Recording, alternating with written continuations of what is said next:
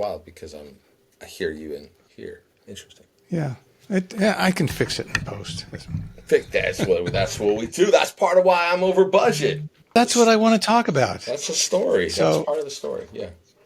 this is the first time in 168 episodes that I have contacted a guest and said, can we go back and talk about something you said to me after we recorded? And Gabriel Francis Paz Goodenough, the director of, did I say good enough? Good Good enough. enough. That's fine. That's good enough. The director of the Body Politic, this very powerful, terrific cinema Faraday doc, is gracious enough to come back when it's midnight in Taiwan when he's on vacation so we can have a follow-up conversation. So do you remember what you said to me and why I wanted to do this? Yeah. I mean, at first, I'm happy to be the only guest in 168 episodes to be asked to come back for this thing. It's great because you have interviewed like Raoul Peck, like you've interviewed like some of my heroes. So,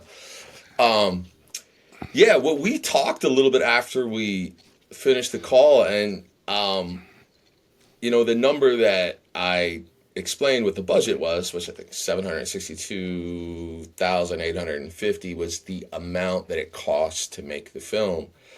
After we disconnected the recording, I talked about being in debt around $250,000, which actually just was cut in half because I finally received my tax credit from the state of Maryland, which was amazingly helpful, which was one of the huge saviors of doing this project. But I think from our conversation, you were just interested in just shining a light a little bit better on the financial odyssey that is making an independent documentary in the modern United States or the modern world. That is exactly what I would like you to speak to for a few moments. I mean, I'm curious about, I've never heard anybody say they got tax money back on a documentary. Not saying that it doesn't happen, but if it's cost $763 and change or $762 and change to make the doc, what was the other $250,000? Well, no, that was part of it. That was included in the whole thing. But what I'm saying is, I was able to fund a certain amount of money, and a very large, a significant percentage of it, $250,000, was me, taking a variety of loans out, include all the way from credit cards up to taking out a mortgage, an equity line of credit on my house to get this film made. So the first thing to say is that I've been a crew person in the film industry for 3 decades, right? I've been actively working in film since 1995. But as a crew person, specifically a below the line crew person, this is my first time producing and directing fully something of this size, steering a ship of this size. And I think there's a few things that I learned. I mean, the first thing is I made a lot of mistakes, right? The process of learning and doing it your first time is about mistakes, and a lot of those mistakes cost a lot of money, right? We did really well in production. I work in production. I was able to, with the help of John, shoot a lot of it. I was able to do a lot of things, the audio, other things that made production extremely cost effective. And also the story happens in Baltimore where I live. Specifically having 700 plus hours of footage and taking 18 months to edit a film that we thought we would probably finish picture lock full thing in 12 months. Adding those extra 6 months on was a huge bite out of why this film, the budget first increased. But I would say the big thing for me that was an amazing surprise is it's so much of the cost in making these films is not about making the film. It's about getting the film seen, right? It's everything from festivals all the way through awards, everything that goes into getting your film seen is so expensive, and so difficult and so different than production, right? Um, it's amazing how expensive it is to send out email blast, right? Like I had no idea that email blast cost money. Do you know what I mean? There is such, as soon as you finish your film and want to bring your film to the world, there is this huge system that is very expensive, extremely impenetrable, and very, very difficult to navigate, right? And so I would say the first chunk of debt came from production and shooting so much, really figuring out the story in the edit, which added pretty significant expense. Which, as a first time filmmaker, I want to say 100%. It was my learning, right? Well, let me interrupt so that Yeah, I'm yeah, really clear about a yeah. couple of things. So you made this film with ITVS Yes. and ITVS money, right? So how, and was there, what were the other sources of money? I was going to say, how much did ITVS put So in, so and I, what were the I other sources of so money? ITVS is a co-funder, right? So ITVS has a co-funding agreement. When you get open, like specifically how we got money from ITVS, we were selected for open call and given a co-funding agreement with ITVS, right? So that in that co-funding agreement, it's not a grant, right? Basically, you are ITVS then takes the amount of money you get, right? For us, I think it was 325, but they divide that amount of money into 12 draws, right? So that money is divided up into draws. So you sign the contract, that's one draw. You deliver a first cut, that's another draw, right? Second cut, picture lock, all of these things are draws. So they're dividing that chunk of money into multiple draws, right? We got Sundance, a Sundance Institute grant, and they helped us out twice. We got IDA, we got a local grant that was amazing called Saul's Ants. And then we did a heck of a lot of fundraising through fiscal sponsorship. We did fiscal sponsorship through Film Independent, right? The challenge is that you have points when you are in post, right? So again, a lot of the production is being done by myself and a local crew in Baltimore, right? So it's very, very cost effective. There's no hotels, we own the cameras. When you get into post, or anything, you're writing out pretty large checks. I mean, and for people that don't have the experience in production or the luxury of having the experience that I had in production, then they're writing out those big checks in production too. I totally understand that. I Yeah. just want to try and act like an accountant for a Yes. minute Yes. and, Please. Please. and know the black and white numbers. So Yeah. you got 360 something from ITVS, Yeah. and then the other half roughly Um. from the grants that you've been talking about, Yeah. Sundance Well, some and of them, from some of them, and then another 100 plus is is raised in fiscal sponsorship, right? Um, but the challenge is that a lot of that money. So again, when I'm saying that 762, right, 850, I'm taking that number to delivering a cut to POV to put on air, right? That's POV putting the film on air.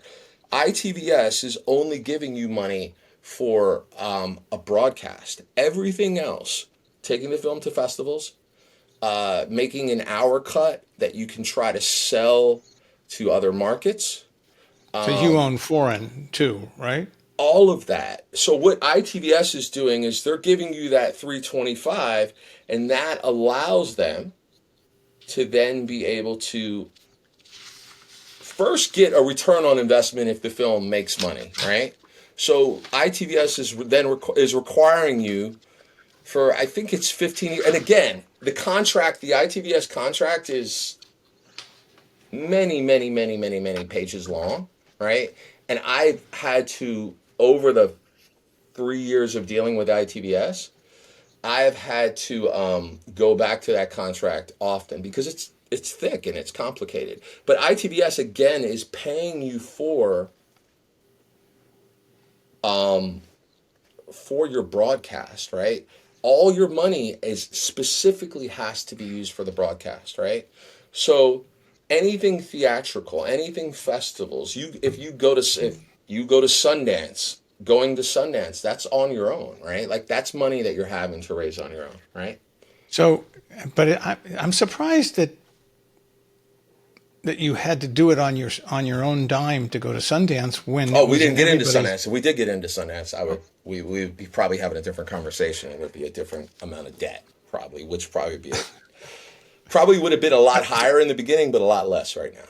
But let's just back up for a second. Yeah. A year ago, or whatever period of time when you were locking the picture, did you sit down with whoever was doing the bookkeeping, whether it was yourself or somebody else, and say, this is where we are. We have 3 more payments or whatever from ITVS. This is our income that's coming in, and we've spent this much. And at what point did you realize that you were X dollars over budget? Oh, I mean, I think, but there's a difference too. There's two things. There's one thing being over budget, and then there's another thing is a funding gap. Do you understand what I'm saying? Like me being in debt is a mixture of being over budget in the edit, right? A funding gap, right? Meaning didn't raise every single penny of that 762 that I needed to raise, plus anything extra broadcast, anything outside of the broadcast is on the backs of the filmmaker. It's totally up to you, right? So that money you're getting from ITVS, first you're not getting it. It's a co-funding agreement, right? It's not equity, but Well, ITVS in is some ways, it's the it's best somewhat, deal in town. it is very much In the best some deal in ways, town. Yeah, it's 100%. the best deal in town because if you went to Discovery, and they gave you $600,000, they'd own all rights in perpetuity to the film, the way Forever. they write most of their contracts now. And Yes. so, and I've always said I thought ITVS was a great deal. What bothers me is the fact that you told me that you spent above and beyond what you had coming in, $250,000, and that was sort of shocking to me, and that's why I'm Yeah. doing this. And so, but you've got half of it back in a tax credit now, roughly, So a right? tax credit, And we got half of that. it's still out $100,000 plus. Now, of course, let's just back up for a second. In hindsight, if you had to do it again, I'm assuming you wouldn't shoot 700 hours worth of footage. You'd have a hopefully, right? I Well, mean, I mean, but the thing 700 is, hours of but the thing is, the challenge is that if this is we are improvising this art form, right? At least the way I'm doing it. I'm not sitting down and creating a script and and that's fundamentally a recreated documentary on something that's already happened. This is 100% improvisational filmmaking. And part of the reason that we ended up with that much footage is because we don't know A, where the story is going. B, you're also part of that process of filming, right? Now that we're in the world of video, this is not film, it's a different world. Part of the reason we're there filming is because that's part of the process of building that relationship with your character, right? The you being there with your character, filming them, right? Like sometimes you're filming stuff and you don't know what it is. Like when you see the film and Brandon is on the phone with that mom, right? I had no idea that phone call was coming in. And I had filmed up to that point hundreds of phone calls. You know, so and part of the challenge of this film is that we started making this film pre-COVID, right? Pre-COVID, it was a very different America, right? We had we were going to make an election film. It was going to be these characters, right? We ended up getting amazing footage from that part of the film, and then the entire world changed, and then it changed again, right? Um, so yeah, like in hindsight, if I knew everything I knew now, yeah, 100%, I wouldn't shoot 762 hours. But there's no way to ever be in that situation, right?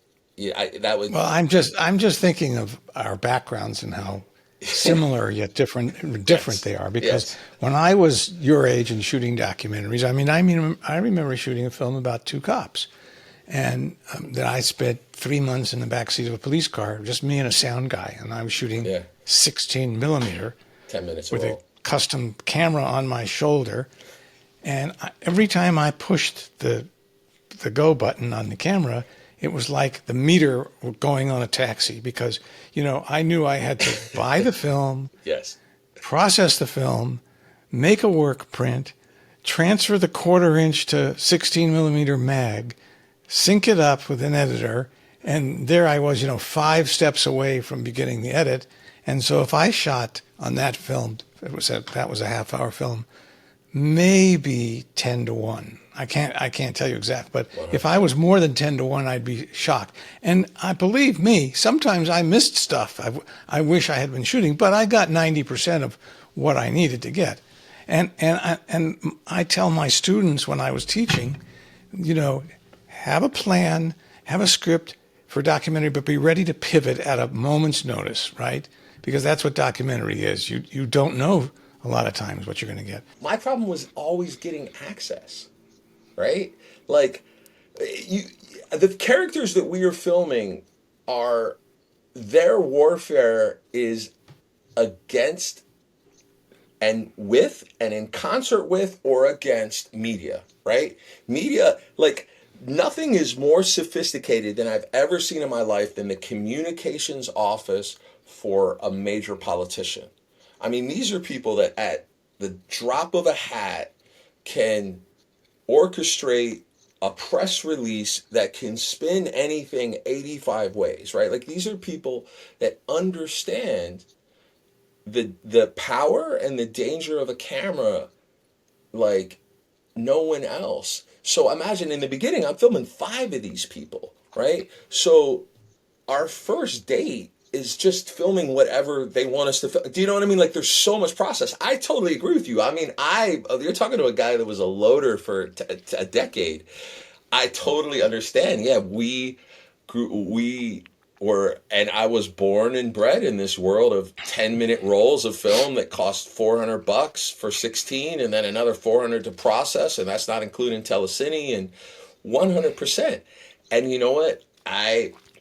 I've gotten 100% addicted to the luxury of video, and I thought going in really being a shooter producer who really always prided themselves on access and working on access and building trust. I went in there with this camera saying, yeah, it'll take time, I'll build it up. But it got more difficult. Like,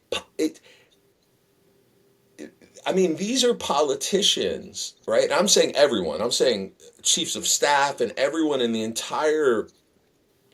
or in the entire universe of that world that has a phobia of cameras, that the whole thing can be brought down with one video clip or one cell phone video or ever. So the amount of time that it took to build trust and to build a relationship, I have never experienced. Like these were the hardest subjects. Like Brandon Scott, I would easily say was the hardest human being that I've ever filmed in terms of earning Really, I trust thought and getting. he was amazingly gracious in our interview in the car, right? He was Whatever. easygoing He is, but it took, and but that's 5 years of I mean, you got to understand. It took me 2 years to get Brandon Scott to return my text messages, right? Like, that's a 5 year relationship, and this is a man that I have been through the trenches with, and we've taken this film out to the world, right? And you're also seeing that we are starting making this film with him when Baltimore has 348 homicides, and then the following year homicides go up by two, right? Like, it's a very different Brandon Scott, and it's a very different universe around Brandon Scott than it was then. And Brandon wasn't the major roadblock. It was this whole world of people built up to make it difficult to get what you want to get, and that COVID, a thousand things. Like, we had no idea I mean, when COVID but happened, what it was there a was, time though when you said, "What the heck am I doing here, writing a check for a film that they're supposed to be paying me, right? And I'm not supposed to be maxing out my credit cards and mortgaging my house." well, the one thing I can say is that every person on this film got paid, right? Other than the people that are in my family that were amazing, that worked for me, they did everything, putting post stickers on the backs of postcards, except me. I haven't gotten paid for this, but you got to see, I'm coming out of being diagnosed with cancer, right? Like, I mean, I know we're getting into a whole nother episode now, but you're talking to, like, I'm a guy that was diagnosed with bone cancer, that was told I had you know, uh, like a 40% chance of not being alive in 10 years by my doctor. And I was like, before my surgery on my hospital bed, I'm like, you know what? I'm going to make a film about the thing that I love more than anything in the world that's non-human, which is the city that has given me life, and this city that I'm so in love with. And I'm also it's constantly in my mind. I'm constantly trying to understand why the city that I love and cities like it are having such a hard time healing. So I'm like, I want to make my own documentary film. And how I'm going to do that? I write a grant in my hospital bed the night before my surgery, and I get the grant, right? So it's almost like, and I'm gonna use, like, it's almost like a drug addiction, right? You're like, okay, I got a grant. Okay, we made a great 15-minute whatever. We're gonna do this. Let's apply for another grant. Um, the batting average for grants, I think for us, was probably below 100. It was somewhere between like 0.05 and 1, right? 100. So, and then you get one, like, so you're building this thing, you're building this building from a foundation, and you get to a point where you have so much time and love and energy in it, that to not say, okay, well, do I want to go to this festival that is going to cost me $2,500 to go to, because I got to fly myself there, I'm flying a character there, hotels, all the stuff. Do I not want to do this, right? Do I not want to? This thing becomes like this baby that you have given birth to, that you want to do everything you can do to get out in the world. The problem is that it's super, super duper expensive, right? So I would say, like, just to talk about the rough bolts. So that 762,850 is to get this ITVS broadcast cut made that was just aired on POV. However, the budget is complicated because ITVS's mandate from CBP is that only money can only be used for the broadcast edit, right? So you're trying to figure out where things cross over and don't. And when you're a first time filmmaker, you're like, oh, I got into a film festival, I'll go and whatever. You don't realize how expensive film festivals are, right? Because film festivals, like filmmakers, a lot of them have no money also, right? And so for a film like us, and we've been in 30 festivals and we've probably gone to 26 of them, right? And you can figure the numbers out from there. That ends up being a lot of money. And then you realize that we as a guy like me who lives in the same house he bought in 1998, that was abandoned, that's 13 feet 8 inches wide in Baltimore, a Baltimore row house. I We are battling the largest corporations, some of the largest corporations of the world, to get people to even watch our film, right? Like, something that I've really learned is it's not just about making a good film. The real battle, right, is getting people to first spend 90 minutes watching your film, and second, even get the existence of your film out there. And that is a huge amount of money, right? Are you married? Yes. Yeah. And what was your wife's opinion on all of the above? Um, she is happy that it's coming to a close.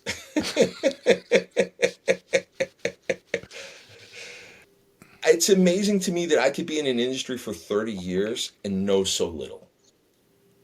You know, Well, I but you're going from one part of the industry to another, and it's like going from, building diesel trucks to going to fuel injected F1 racing. But how is Sarah Feinblum at Good Docs doing yet? Anything that she represents your film in? She has, and we're still getting everything to her. We're still like I the know Sarah very well from a long time ago. She's very, very good, and she has a terrific little company, and I think that's a great yeah. place to be. Yeah, no, we're And we're super excited to be a Good Docs. Yeah. and what about international film sales rep? And have they done that? I mean, I would imagine it may be tough in some ways outside of. I would think maybe English speaking countries would So pick it up, perhaps. so we're with Java Films, who's based in France. I know that it's been it a lot of the original. We had a really difficult time getting a sales agent. I feel like we talked to everyone and got rejected from everyone. Java like instantly connected with the film. Um, I know that there's one or two markets in Europe that they've sold. The business side of the filmmaking interests me a lot.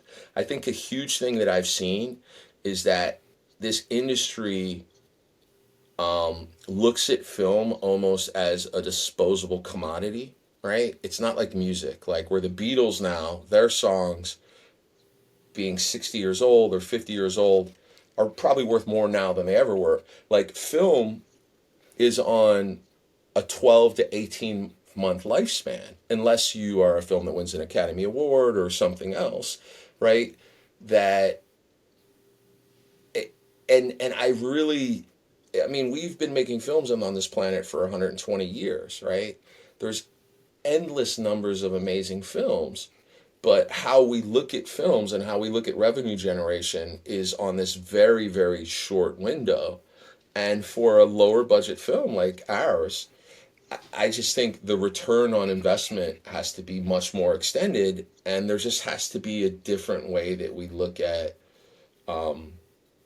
capturing some type of revenue return. But I'm just learning, I just the whole thing to me is just been a huge lesson, so much of a lesson. And the other thing is it's just super expensive. I often say, like, there's a reason why working people all around the world play basketball and soccer, right? You need a ball, right? This industry is like polo, right? You need a horse, you need a stable, like, if somebody gave me a horse, I couldn't even afford to feed the horse, So, like, let alone fly the horse in a private jet to like Monaco to play wherever, So, like, there's just the numbers, especially when you get into,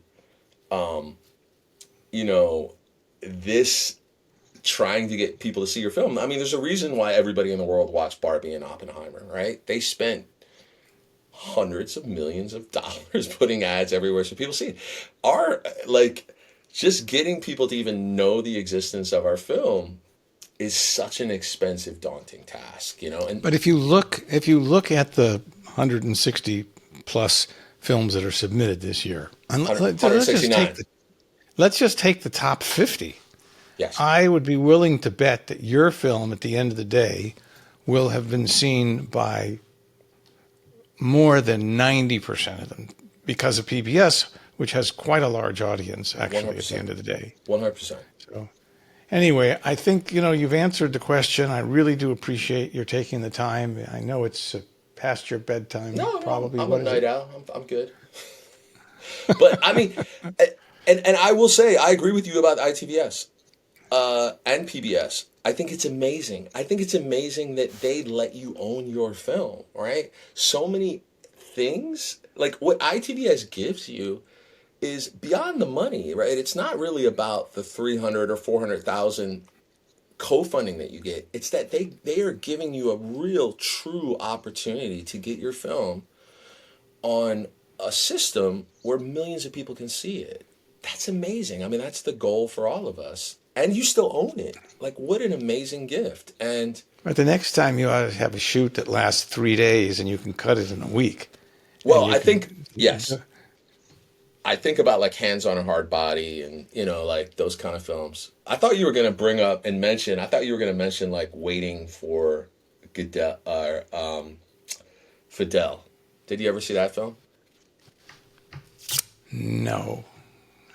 Who made that? Why am I Yeah, it's blanking on Canadian that? Film Board. I feel like made in the 70s or 80s, but it's about a film crew that goes down to Havana and they're waiting in a fancy mansion to interview Fidel Castro, but he never shows up, but they keep filming.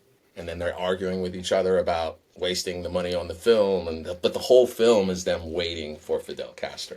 I have to get that. Where can people see your film now? Right now. So you can stream it on PBS. If you just Google search PBS, The Body Politic, you'll come up to the PBS app and you can watch it, and that's till February 23rd. You can also rent the theatrical version on Kinema. The film is also on YouTube and Amazon and Apple and all the usual suspects. Thank you again for being our guest and being the first double entry guest on Westdoc, and for being so candid and open and honest about everything. Thank you so much.